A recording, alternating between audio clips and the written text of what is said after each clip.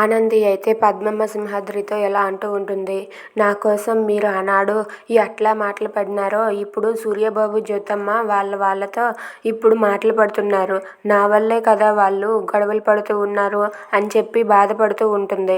ఆ మాటలకు సింహాద్రి అలాగే పద్మమ్మ అయితే ఎందుకమ్మా నువ్వెందుకు పరేషాన్ అవుతావు, నువ్వేం పరేషాన్ కాకు అని చెప్పి అంటూ ఉంటారు. లేదు నా వల్ల జ్యోతమ్మ సూర్యబాబు మాటలు పడడం నాకు అస్సలు నచ్చలేదు అని చెప్పి ఆనంది అయితే బాధపడుతూ ఉంటుంది. ఇంతలో అక్కడికి వచ్చి జ్యోతమ్మ ఎలా అంటూ ఉంటుంది. నువ్వెందుకు బాధపడతావు ఆనంది, నువ్వేం బాధపడిన అవసరం లేదు. నిజాలన్నీ బయటకు వస్తాయి, ఎందుకంటే రేపు మామయ్య గారు వస్తున్నారు అని చెప్పి అంటుంది. అది విన్న ఆనంది అయితే చాలా ఆనందంగా ఫీల్ అవుతూ ఉంటుంది. ఏంటి రేపు జడ్జి తాత వస్తారా అని చెప్పి అంటుంది.